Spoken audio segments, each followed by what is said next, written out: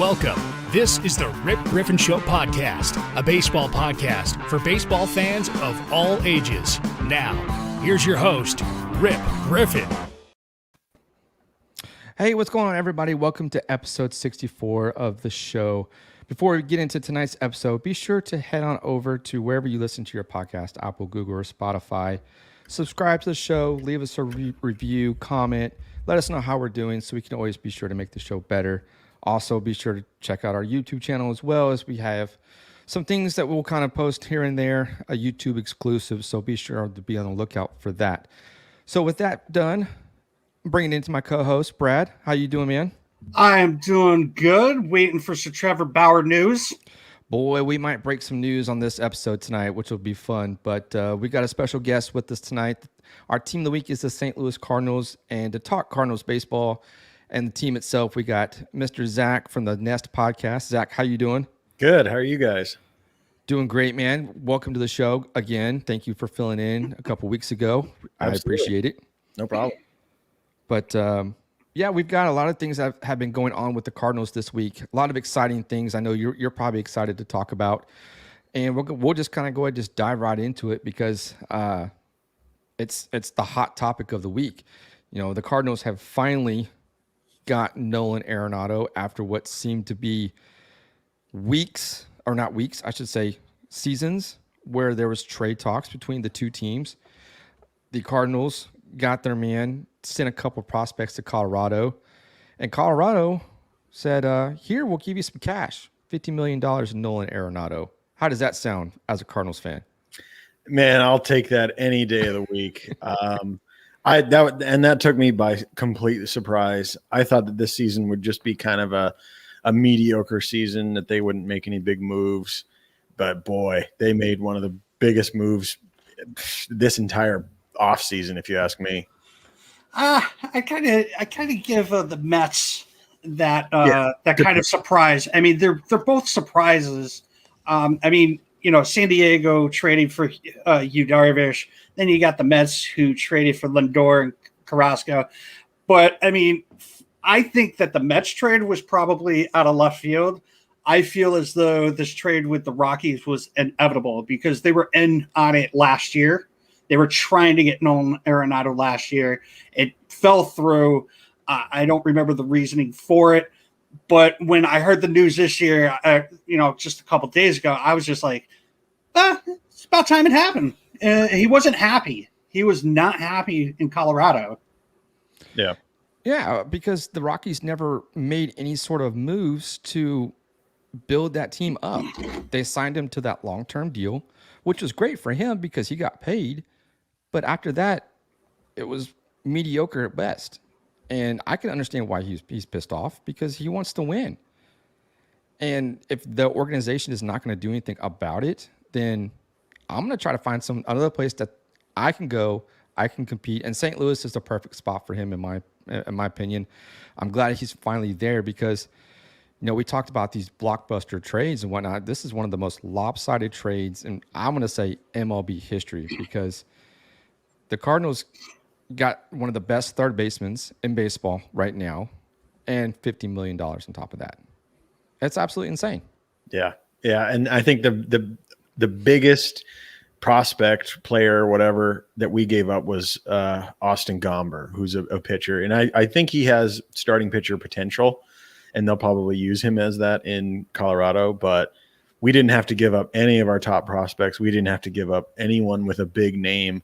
And I think that was probably the sticking point last year. You know, I'm assuming that the Rockies probably wanted way more for Arenado than they got. And for whatever reason, they just decided we got to get out from under this and we'll just settle, I guess. I feel like the Rockies basically screwed Arenado. And I'm pretty sure that everybody out there thinks the same thing too. It was basically, what was it, the offseason after? He played one season after he signed that contract. There was head button. They were butting heads. He was butting heads with the front office. You knew he wasn't happy. You knew something was going to happen. And you know what? In all fairness, I'm happy for both sides. You know, I'm happy for, not happy for the Rockies because I think it was bullshit with the way they pulled everything about or went about everything. But I'm happy for Arenado. I'm also happy for the Cardinals because, Arenado's now on a team that, wants to win. Yeah, absolutely. Yeah, absolutely. Sorry, Zach, I didn't mean to cut you off there, but yeah, 100%. You can't go back and you can't argue that. So hopefully, we're going to see so Zach, let me ask you this. Since this trade has gone down and you've got the National League Central, which consists of the Pirates and the Reds and the Brewers, do you think that the Cardinals are the team to beat in the Central? Yeah, without question. The Brewers are still the Brewers. They have issues, but obviously Christian Yelich is who he is. Unless the Cubs start giving away more players, they are not a bad team. Still, they have issues. Obviously, they've gotten rid of their best pitcher, and they picked up Jack Peterson. But it is what it is with that. They didn't really move the needle too much with that. But I think with this acquisition of Arenado, the NL Central is kind of a cakewalk anyway, so it would have been easy for the Cardinals to win this division. But I think with this addition, I mean, they pretty much solidified it. Yeah, absolutely. I couldn't agree more. I think the Cardinals are going to be the team to watch. It's going to be exciting. What do you think, Brad? I'm just excited because they have another big name on that team. I just along with is Goldschmidt still playing for them? Yep. Yeah. So I mean, Arenado is going to be thrown over to Goldschmidt. Yeah. How crazy is that going to be? And the other thing was I don't mean to just cut into the next part though. Adam Wainwright, I'm super excited with the fact that he re-signed with the St. Louis Cardinals because I was actually listening. I was watching something with Adam Wainwright. He did an MLB Network interview, and he was talking about how he pitched with John Schmaltz or whatever, and he was like, man, I love John Schmaltz, but whenever I think of Schmaltz, I think of the Atlanta Braves and that team. It's so weird seeing him in a different uniform. He was basically saying, he's like, I didn't want to be in a different uniform. I didn't want that to happen. I've always played with the Cardinals. I want to finish my career with the Cardinals. Now, the other thing I thought was that I thought was funny about the whole Adam Wainwright signing, I don't know if you saw this, Zach, but he posted up on his Twitter that some news reporter said that he had signed with the St. Louis Blues. Yeah. Did you see his little he's like, I signed with the St. Louis Blues and I got a lot of practice. So he puts the face mask on and he's doing the skate shuffle in his living room. Yes. That was great. I can't remember who tweeted that out, but it was him. No. Was it who tweeted that he signed with the Blues? He took the picture of the TV. Right. I can't remember who said that. Was it on the news or something? It was the news. Okay, He was just like, I guess I just signed with the Blues. Right. That is the best mistake to make ever, and he absolutely capitalized on it. Right, and the fact he just took onto it. He's like, I got a lot of practice. I showed Rip earlier today. He didn't even know about it. Yeah, I had no clue, and when I saw that, it was absolutely hilarious.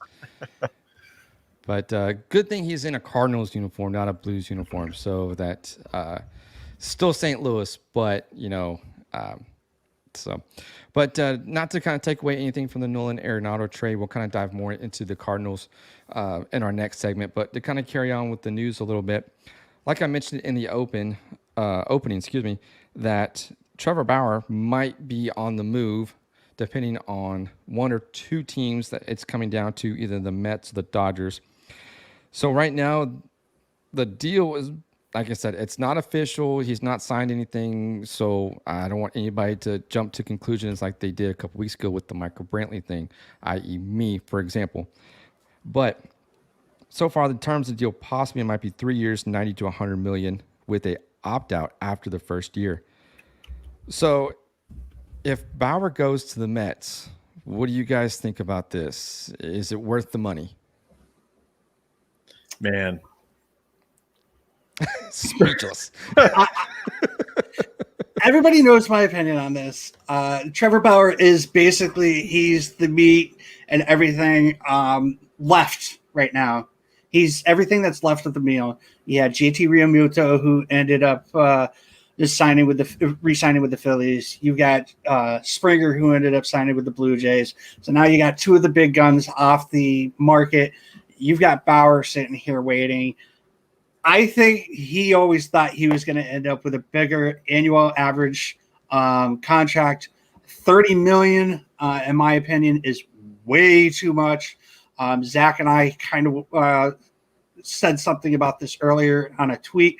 I thought $15 million was a little too much as well. I thought maybe $20 million a year, but with an ERA over 3.90 for a career, I just, we got Brett over here talking about the sticky stuff, and we'll see. We'll see what ends up happening. His spend rate was out of left field last year, and that's the reason why he won the Cy Young Award. I'm not going to take anything away from him for winning the Cy Young Award on a 60-game season, but I, like you, want to see him do something similar and do it in the same fashion in 162 games. And the other thing that kind of if I was the Mets, because it seems like the Mets are the team that's going to end up signing him, because you're not hearing too much about the Dodgers. You got to kind of worry about the fact that this guy wants to pitch every fourth day. Right. I mean, if you're pitching every fourth day and then you get it, say you get into the playoffs and whatnot, you're paying this guy $30 million. Do you think he's going to not be tired? Right. No, that's exactly 100%, because I don't know what the bullpen issue is with the Mets. Now, if there's something along the lines, if the bullpen's not great, then you have him go out every fourth day to kind of give that bullpen a little bit of rest. But, I mean, you've got a $30 million arm, technically, and he ends up blowing that arm out. Then he's going to have Tommy John. Then he's out for the year. Then you've just wasted $30 million that you could have put towards something else. It doesn't make sense to have him go out every fourth day. But, I don't see it happening, honestly. I see him going out every fifth day like normal. To save the arm, because you're putting a lot of strain on that arm, especially, exerting a lot of effort as well. But going back to this $30 million deal real quick here, one of the things I kind of thought about just a little while ago was he's been in the league 9 years now. And normally you hit free agency after 6. And that's when you kind of want to be looking towards that long-term, high contract type deal. After 6 years, he really hasn't done a lot. I think after his 6th season, he had 4.19 ERA. Or maybe that was in 2018. So he had a good year in 2018. So you would think, going up to free agency after that 6 year, you would want that big time contract, and he hasn't earned it, in my opinion. Do you think that maybe he's trying to make up for lost time? I don't know. Yeah, could be. But it seems like he's just trying to capitalize on. Obviously, he had a great season, and people know his name now, and he's just absolutely gone full throttle with this whole Twitter thing, and he's just all over everyone's feeds. And I think he's just trying to cash in while he can. Right. I agree 100%. He's more focused on trying to manage momentum. And I don't mean that as in he's building momentum. I mean, that's the name of his company. And he's just trying to take that to the next level, because whatever he does with baseball, yeah, that's great and grand and whatever, but he wants to be able to capitalize off of his stardom and whatnot. And he uses social media on a daily basis. He makes vlogs on a daily basis. He's very close with his agent. And they do vlogs together. And the one thing that I really I was really high on Trevor Bauer at first when the offseason started, but after seeing the way he acts on Twitter, on social media, and the way that he talks to these reporters, it's just poor. He basically battered like John Heyman. Granted, John Hammond isn't really all that great of a reporter, and I don't really, do everything that, listen to everything or read everything that he writes. But it's like, man, this guy has been doing this for how many years, and you're just going to be an asshole to him? There's no need for it. Like, you should just not be a dick. Yeah. Right.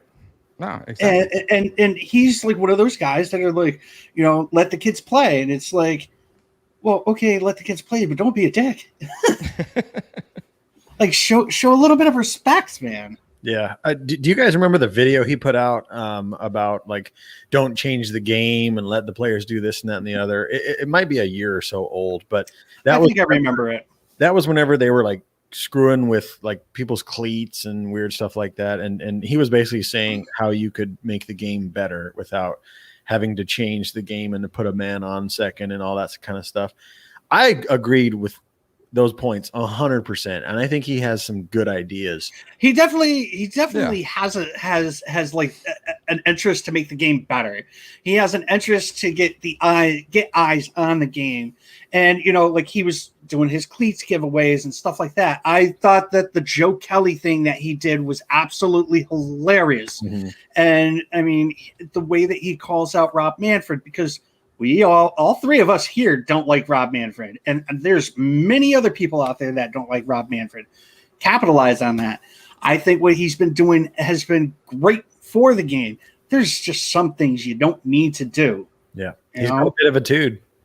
Yeah, exactly. It's like one of the things that I bring up a lot of the time when I tell people I don't want him on my team is I don't want somebody having a hissy fit when they're getting thrown off, taken off the at the mound. I mean, one of the most respected managers out there, Tito, went and took him out, and he threw the ball over the center field wall.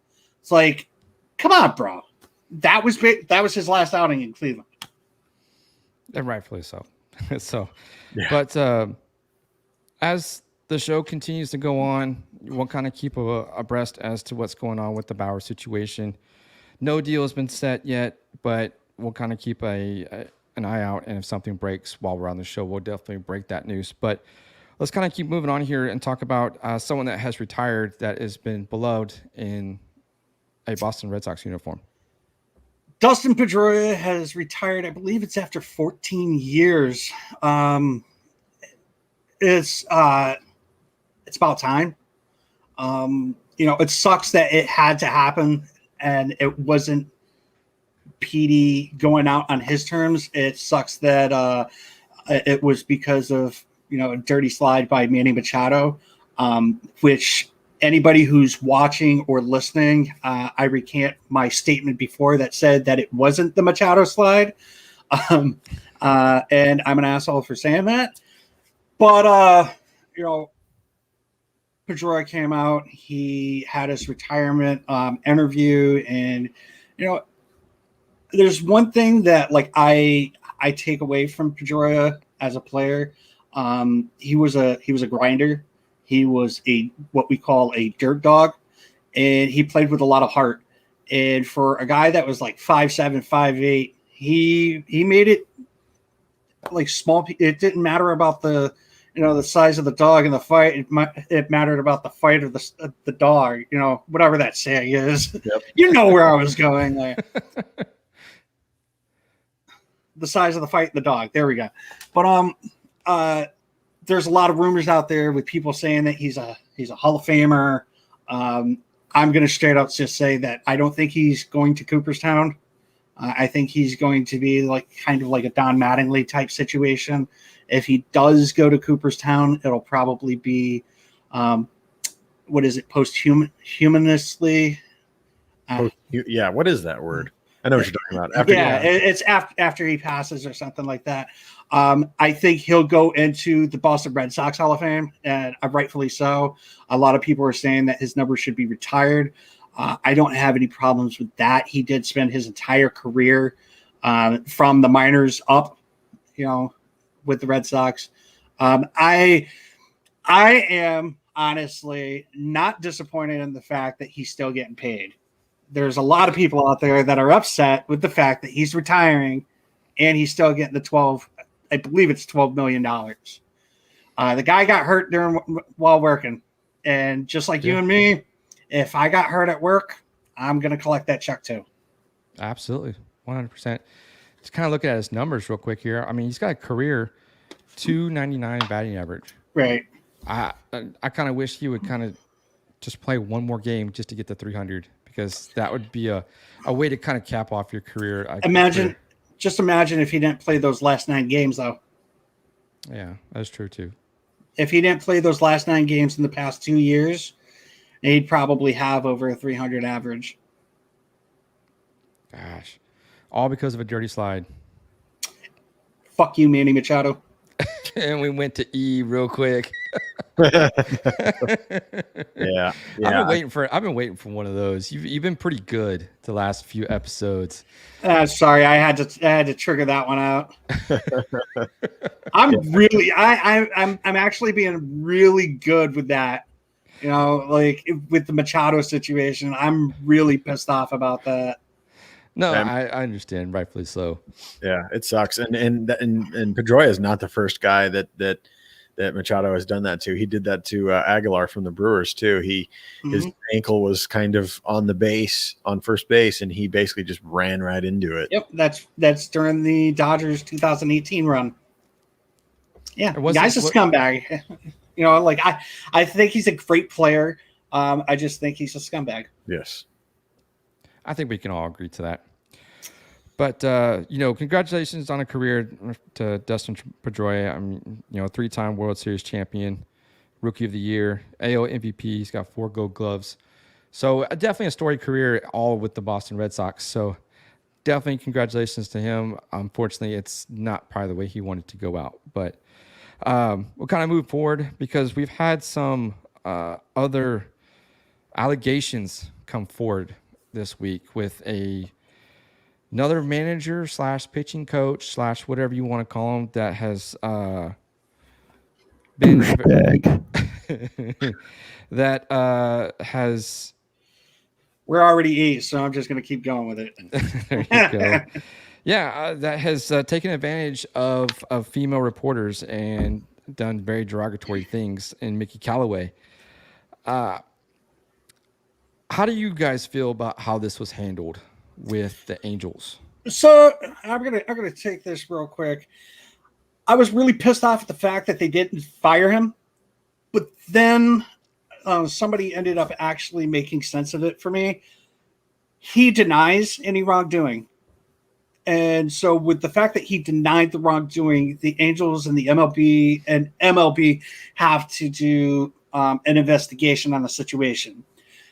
The difference between this and the Jared Porter situation is the fact that Jared Porter actually came out and said, yes, I did do it. That's why he was fired right away. He was terminated, rightfully so. I believe that Mickey Callaway should have been terminated right away as well. But now I understand why he was. I could see that. I mean, I think there's a bit of a dangerous road to walk whenever someone just alleges something and you immediately are guilty. Obviously, this stuff is pretty serious, so I would hope that no one would allege this kind of stuff if it wasn't true.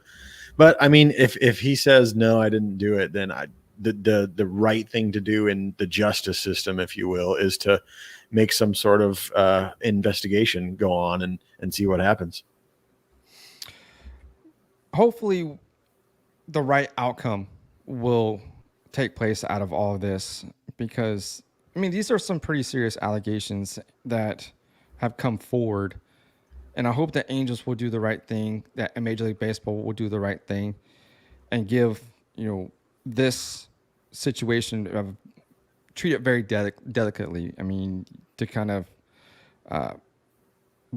make the right outcomes. That's basically what I need to get at and stop rambling on. But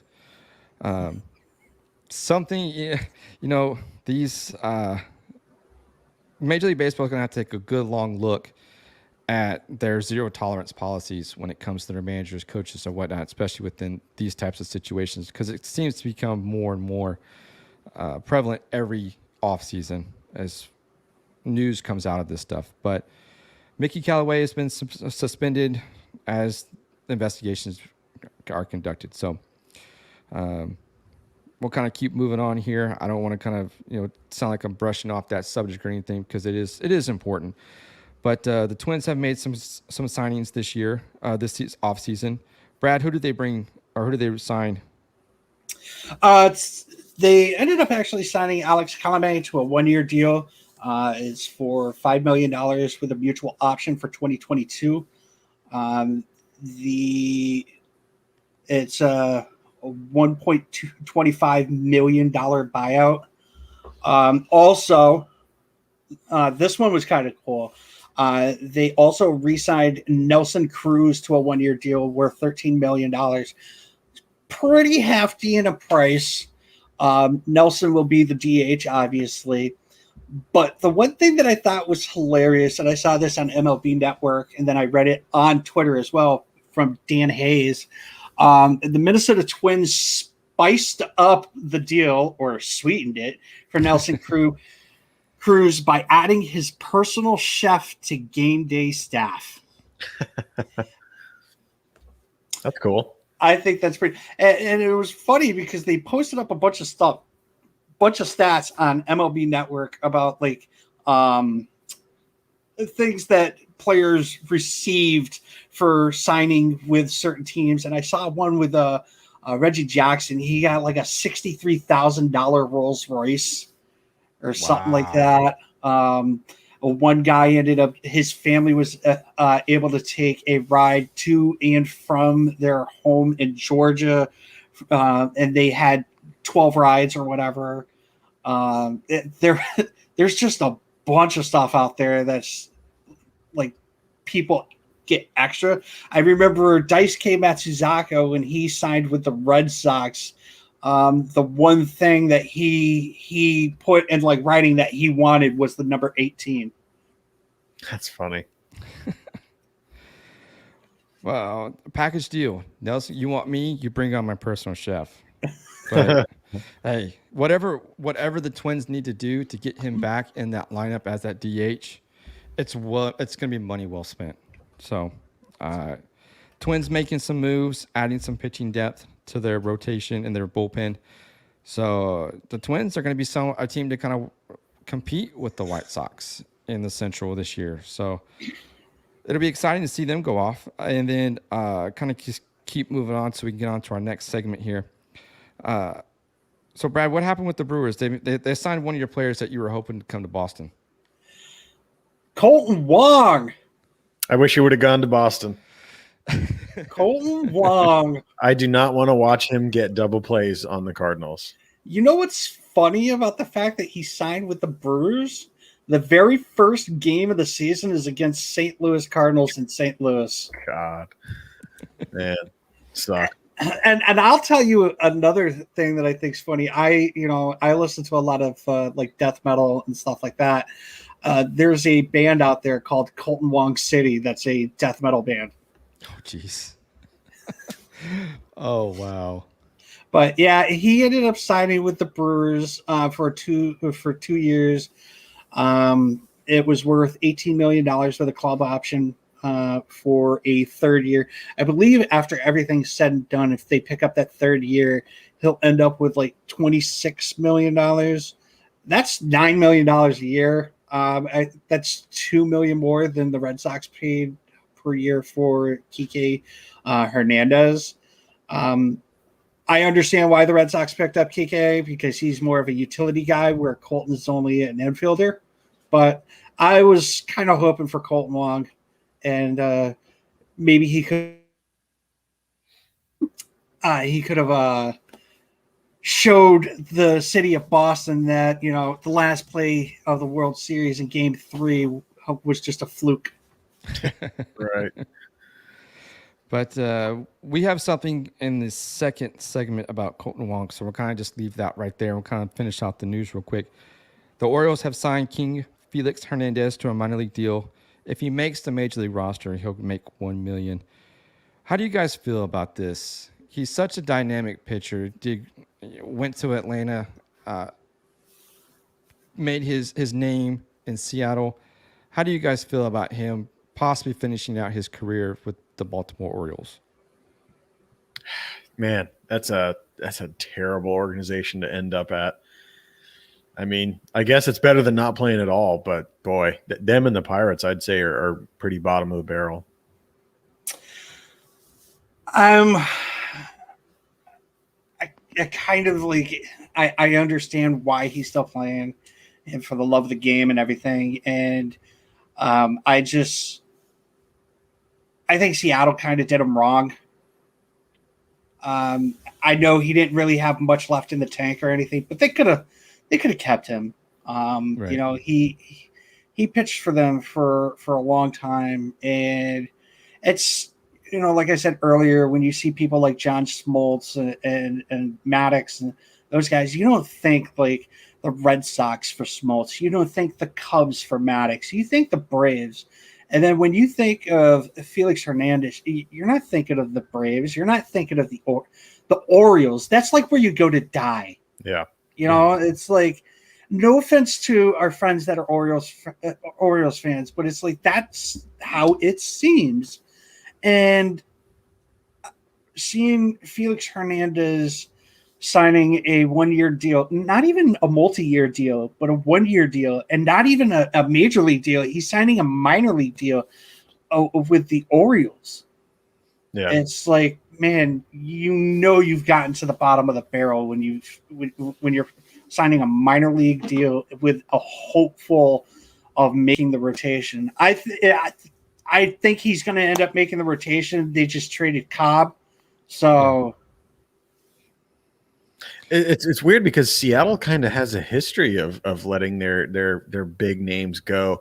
Ken Griffey Jr. went to the Reds. Didn't Ichiro go somewhere else too? he went to the Yankees, I believe.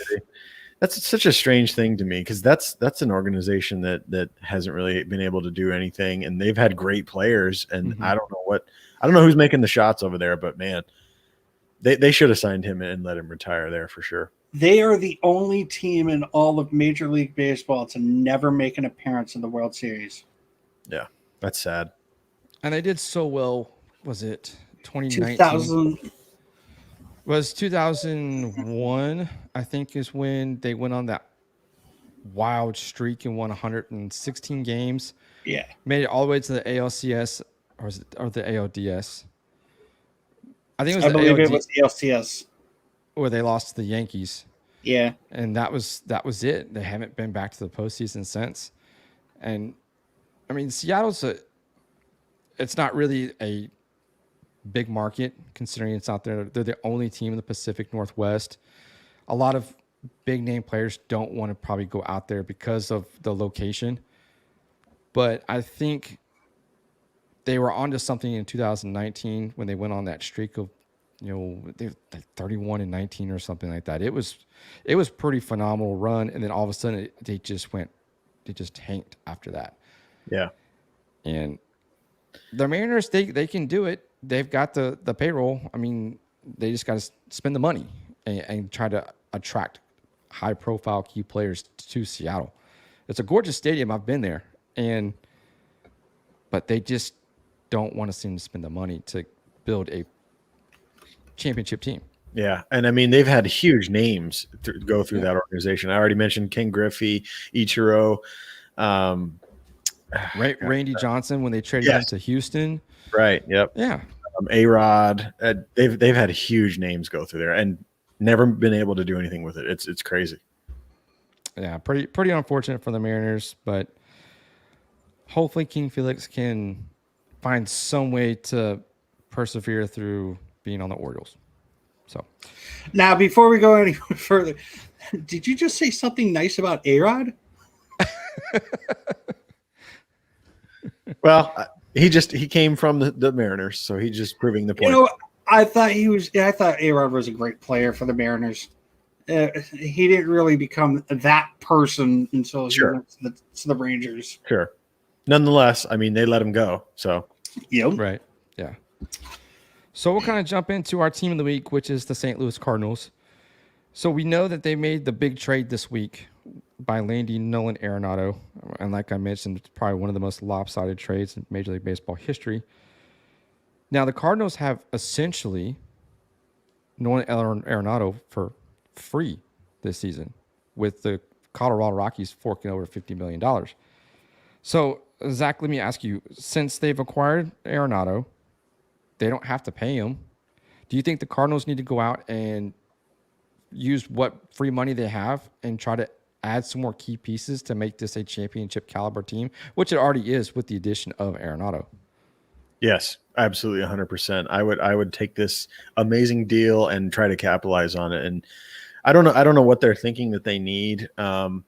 I don't know what they're willing to spend after this deal, because they're obviously on the hook for a good amount of money for several years. But I would absolutely try to sign somebody for a 1-year deal and see what you can get out there, because yeah, the sky's the limit at this point with this kid. And I would definitely try to get on that winning train as soon as possible. It'll be definitely exciting to see what they are able to kind of pull off with this acquisition and free money. I mean, you can't turn down free money. I mean, shit. So we've all heard about the Coors Field effect, where batters, hitters thrive at Coors Field, but then once they leave the confines of Coors, their numbers tend to go down. I necessarily haven't seen that case, especially with Arenado, especially at Busch Stadium. Do you think he's going to have some sort of hangover effect from Coors, or do you think he's going to put up great numbers at Busch Stadium? I think he'll be pretty much good to go. I think that Coors Field thing does have some weight, but I've also read there's a Sports Illustrated article about Arenado, and somebody kind of followed him along for a day, and Arenado told the reporter that, sure, you might hit better at Coors Field, but when you go on the road and you come back, you have to adjust to that elevation. You know, just like everybody else coming to Coors Field, when you come back to your home, you have that weird adjustment period of that high elevation and all that stuff. I think he'll be, like, in a physical sense, more comfortable in St. Louis, because there won't be some weird elevation thing going on all the time.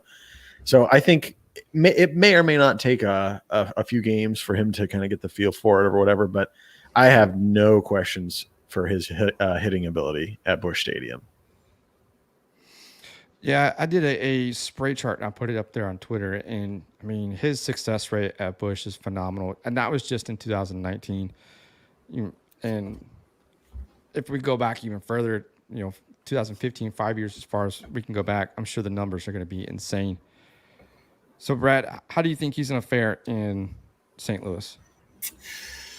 I think he'll do just fine. Defensively, he's one of the best third basemen. He's one of a couple of platinum gloves, gold gloves.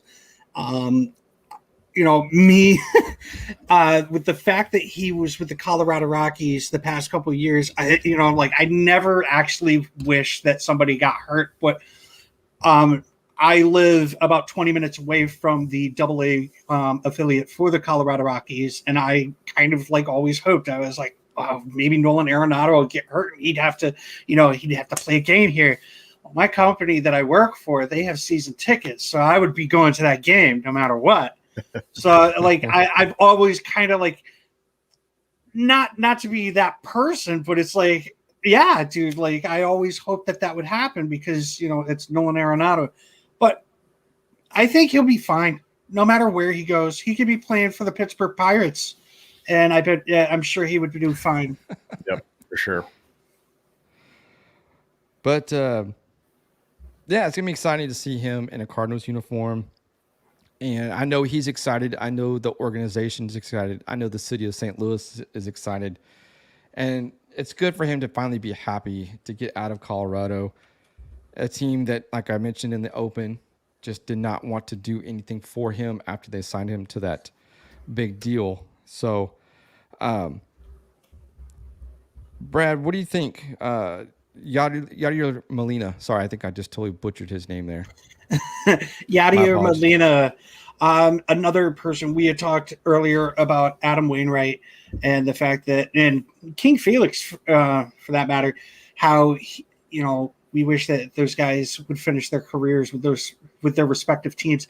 With the talks that Yadi is talking with other teams, it's just like mind blowing to me.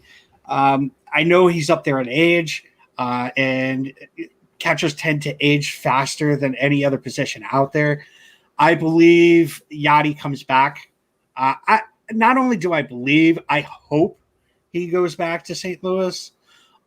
That's another, like I said, you don't want to see a guy play his entire career for a team and then, just over like $1 million, Right.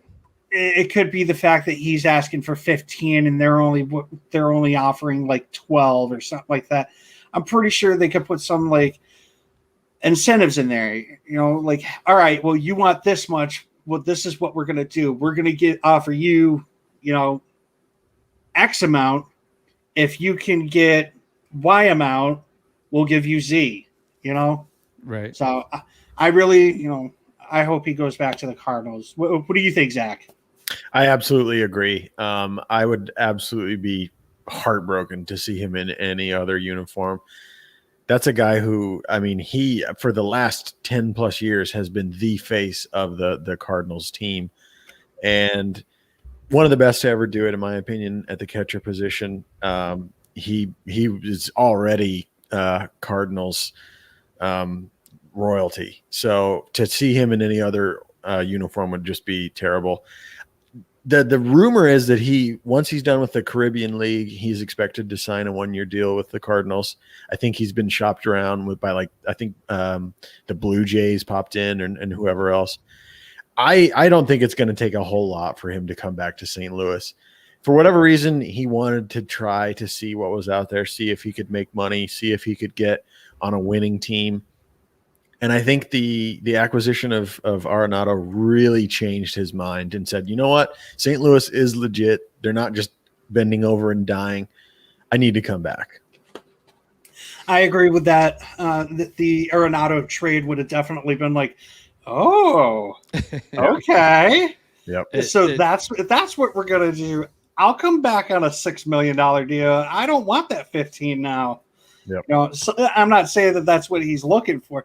Did you see with the Caribbean League, he was pitching?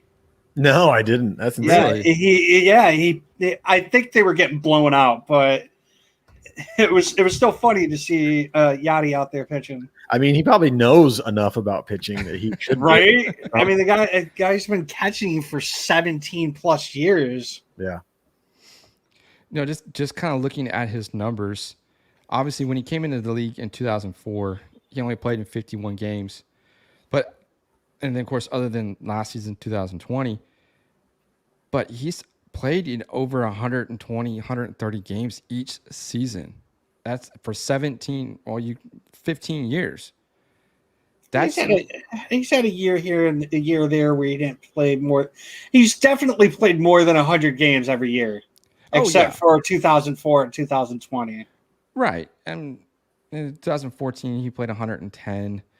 So 100 games plus every year for the last 15 years. That's just insane. And the toll that you would think about how it does on your body, the abuse you're going to be getting with players running into you, foul balls, bats hitting you. Of course, not to mention being crouched down. That does a number on your knees. And to be able to still come out and perform at such a high level for that long is truly amazing. The guy's got 9 gold gloves behind the plate. I think he'll come back, especially with Arenado now on the team, to make one more run for a postseason for a World Series. Definitely the Cardinals are a World Series contender, that's for sure, in this case. But I see him coming back as well to kind of help close out his career and remain a Cardinal for all of his career. So, but that's going to kind of do it for this segment. Unless you got anything else to Brad to add. But I got tongue tied. No, we had already talked about a couple. We were going to speak about. So we'll just go on to the next segment, which is the players of the game. And one of the players was actually, I never even heard of one of the players, Harrison Bader, and that was the player that Zach chose to talk about. Very interesting. I didn't get a real good look at his stats and whatnot, but I found out that he is a center fielder. And why don't you take it away and give us a reason why you decided to pick Harrison Bader? I think there's a huge talking point around Harrison Bader. He for the last 2 or 3 years has been the 9-hole hitter when available, obviously, when they're not having the pitcher hit.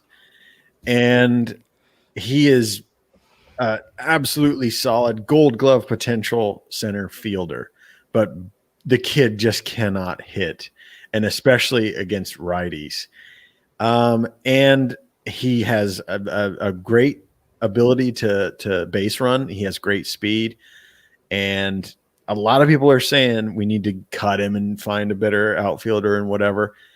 And I think he's a perfect fit in that 9th hole. If we can get the DH to be universal, he's your guy. Right. Because you don't need a whole lot from your 9-hole hitter. And if he can make up for it with great fielding at center field, I don't have anything else to ask from you. And this is a kid who is probably going to end up somewhere else, I think, eventually, especially if he doesn't pick it up on the hitting side of things. And I kind of don't like that, because I think, like I said, he has his niche and he fits it well. He can, if he can get on base somehow, some way, he's a threat. And for whatever he doesn't make up with his hitting, he's got center field on lock. I mean, he has made some crazy diving plays. He's insanely quick. That's fine with me. I don't think everyone and their mother has to be a home run hitting 300 average player. There are some guys who can do both, and there's some guys who can do one or the other. And I think this is one of those guys who has the defensive side locked down, and that has value to it. Right. So I was, while you were talking about it, I was looking up on Baseball Reference, and his batting average isn't fantastic. He's got a 234 career batting average, which we all know isn't all that great. His best year was a 264 in 2018, but his on base percentage isn't bad. I mean, it's average to above average. I mean, he's got a 322 on base percentage, and the average in 2019 for the on base percentage was 323. So it's not horrible. Right. Yeah, and I mean, if he can even learn to bunt, or if he can learn to try to take walks better, then that'll obviously just help him out. Yeah, definitely. He's definitely 4 years in the league now, so he's starting to come into his arbitration years, and the Cardinals were able to to lock him up for another year, so they avoided arbitration, which was good for them.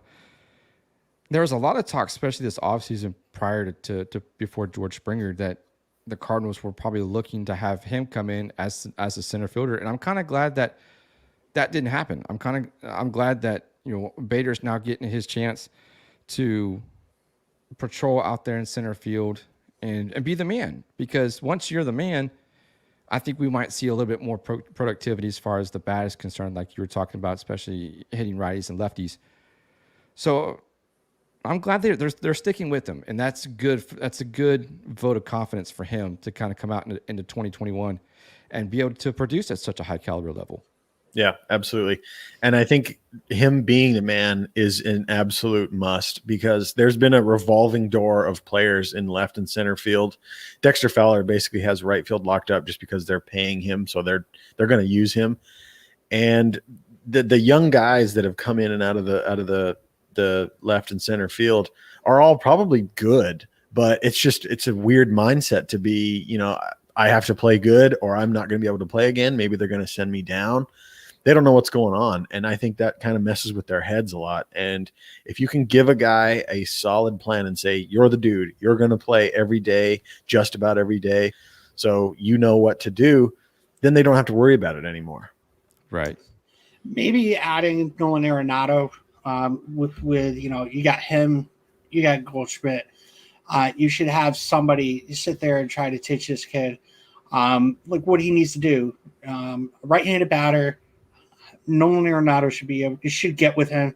I'm pretty sure with the type of player that Nolan is, he'll probably sit with him for a little bit. I remember when JD Martinez came to the Boston Red Sox, he was trying to help every player out. His technique on things that he was doing was one of the reasons that Mookie Betts ended up with such a hot streak in 2018. And he became the batter that he was.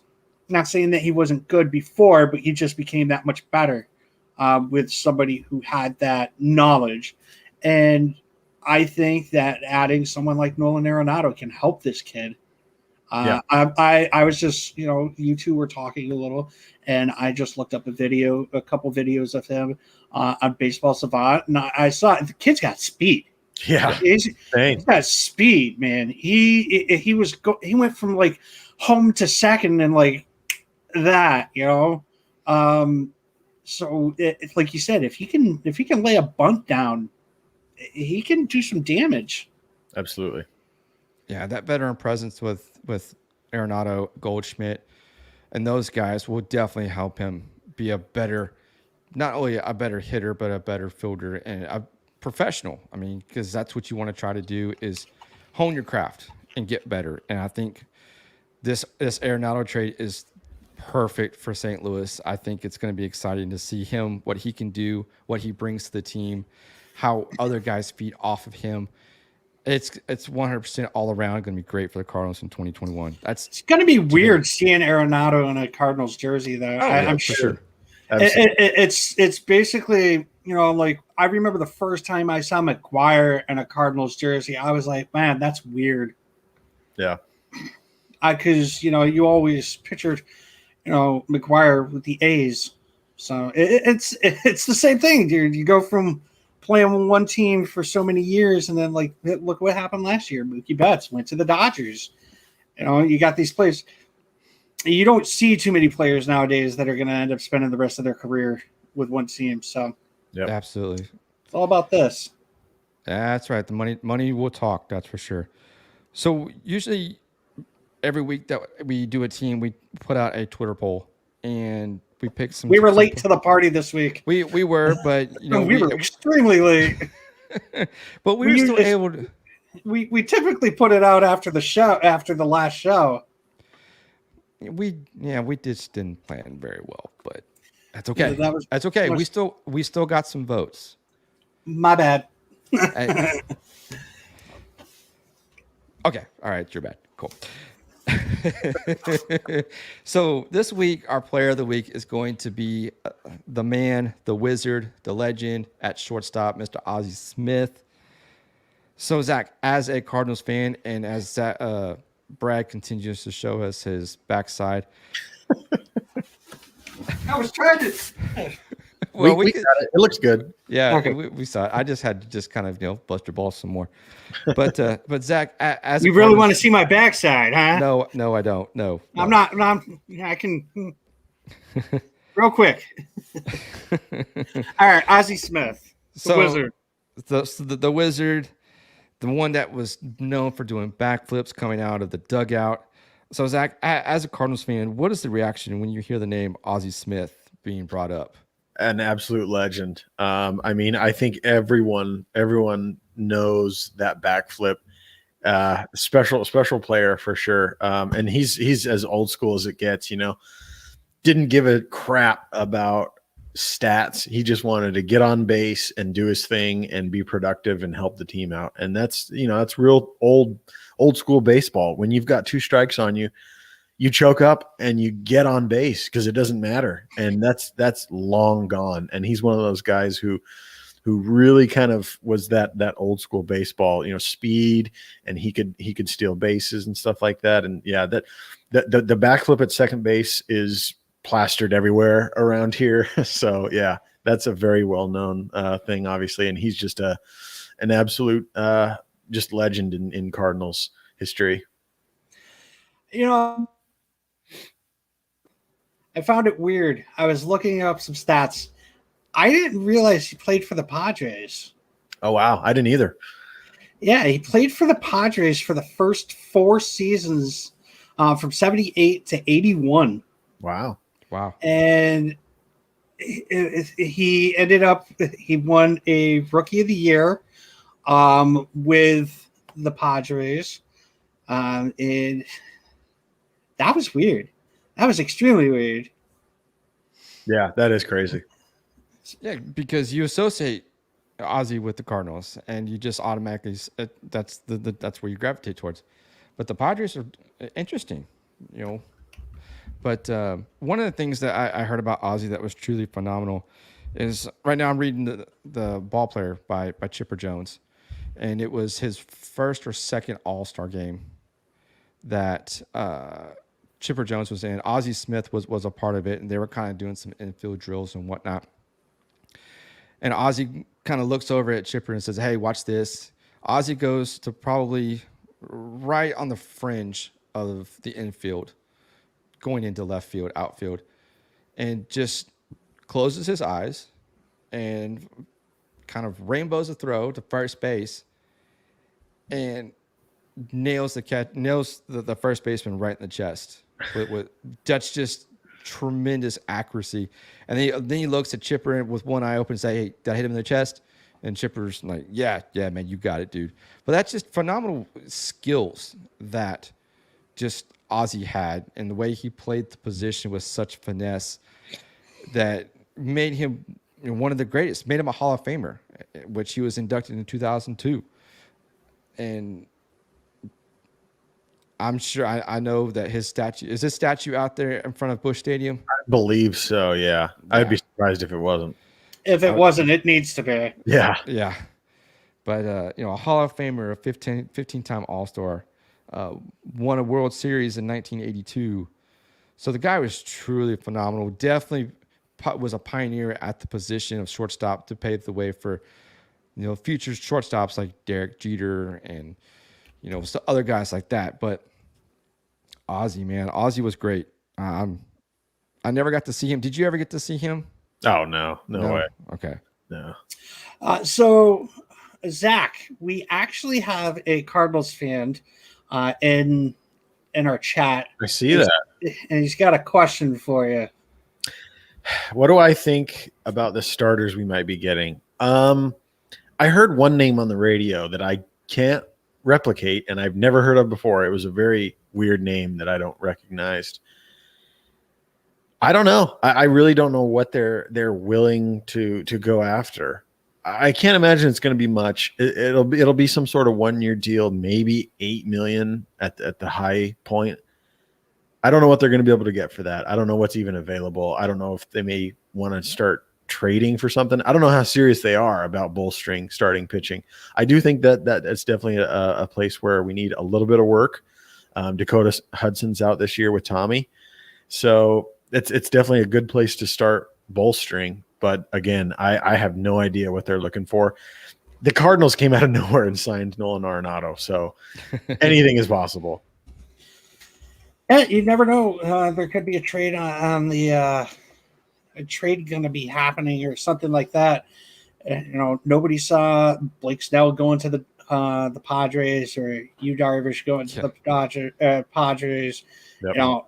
All these names out there, and we're getting trades. We're not getting actual free agents getting signed. Trevor Bauer is still a free agent. Here it is, 2 weeks away from spring training. Right. And I'll tell you one thing about Trevor Bauer. Some fans have said we need to sign Bauer. They would never sign Trevor Bauer, and I don't think he would fit here in St. Louis. He's a great player, but like we said at the beginning of the show, he's got attitude issues and stuff. Yeah. I do not think that would fly. The Nolan Arenado type, the Paul Goldschmidt type is what fits in St. Louis. Guys that aren't really flashy or aren't too loud. They just play the game. That's really what kind of fits the landscape around here, if you will. I don't see too many teams where Trevor Bauer will end up fitting. I do, however, see him fitting with the Mets because they've got Alderson right now, he's basically here. It's all about like, what did he say? It's basically like, what the fuck did he say? It's Sandy Alderson. It was basically saying that like what Trevor Bauer was doing was the way to go about it. This guy hates the Mets fan base, but whatever. Trevor Bauer going to the Mets is probably the most Mets thing that's going to end up happening. Yep, for sure. I don't think they're going to afford all that. I mean, yes, they have a new owner, but what's going to happen in like 2 or 3 years? Yeah. How are they going to afford all that stuff? I don't know, man. I have no idea. But you got to remember they got that $18 million contract with Stroman, which is just 1 year. I don't see him coming back next year. And after, I don't know if Lindor is going to end up signing after what happened this offseason with Cohen recently. Not going to get into it, but that's for another episode. I don't even want to talk about that on another episode. Yeah, that is true too. But we got one last question for you, Zach, and we usually will close the show with this question. So, what is your favorite all-time baseball movie? Bull Durham, I think. Oh, yeah. Wow. Okay. There's a lot of good ones. Major League is a really good one too. Moneyball's good. But I think there's something about Bull Durham where it's not a star. He's a minor league guy, a career minor league guy. He just loved to play. And like the relationship between the catcher and the pitcher, I thought was just amazing. I gotta go and watch that movie. I think I've like watched bits and pieces of it. I don't think I've ever watched it. It's a little dated now. I mean, it was I think it was like a late night or early 90s or 80s or something like that. It's a little dated. You know what? It's not going to blow your mind or anything. But I think my favorite Sandlot. So sure, yeah. But I think it's an all around good baseball movie for sure. It really is. And, Crash Davis. It kind of you get the first sense of the whole sign stealing thing of knowing what's coming. And one of those scenes, since Brad, you haven't seen it, I'm not going to go ahead and dive into it because go ahead. I don't. I'm not one of those people like, oh, you ruined it. I'm never going to watch it. I don't want to. I don't know. I don't know if you get upset when there's spoiler alerts. Just do me a favor. Don't tell me what happens in the movie Sandlot. Oh, ever. Okay. You got it. No, it's good. But no, Bull Durham is a great one. One of many favorites that I've got. Obviously, Sandlot is one of them. Major League, Little Big League. Not too many people talk about that one, but that one's still a good one as well. But Rookie of the Year. All right. Yeah. Was Little Big League the one where like the kid owns the team? Yeah. It was the Twins. Okay, I remember that one. And he was the owner / manager of the team. So yeah. Rookie of the Year was pretty cool because he's like, pitcher's got a big butt. Henry, row, Gardner.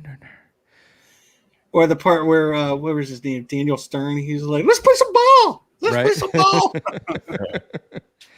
My friends and I, we used to like we memorized all the lines and we would just sit there and say it to each other all the time. Great movie. But Brad, you got anything else to add to tonight's episode?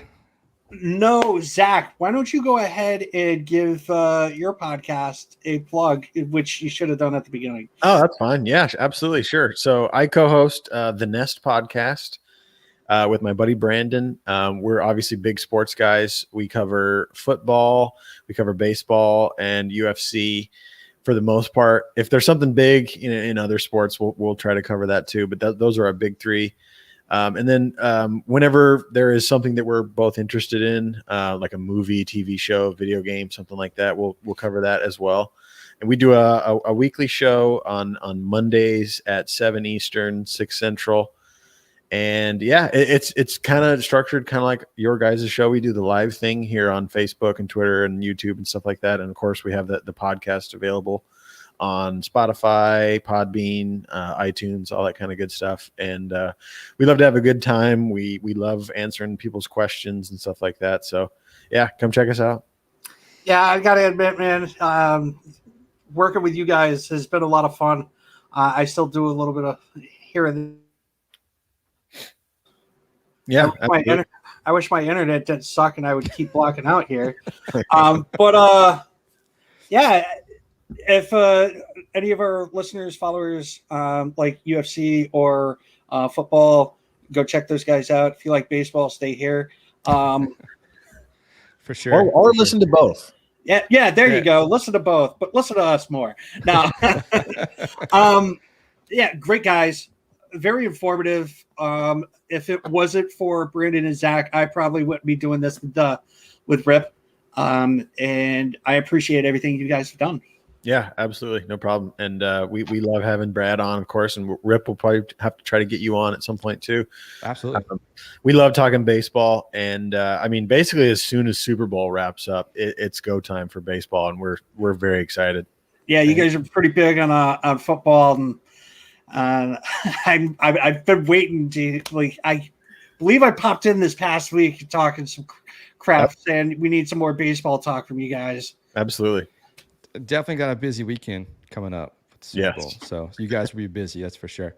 Yep. But Zach, definitely we appreciate you coming on the show talking Cardinals baseball with us. You're welcome to come back anytime to talk baseball, whatever.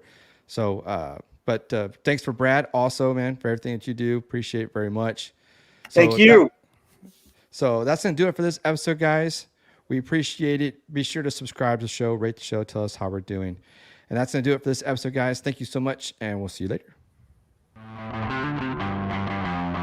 Thanks for listening to this episode of The Rip Griffin Show. Make sure to subscribe to the show on all the major podcast platforms. Follow Rip on Twitter @RipGriffin2.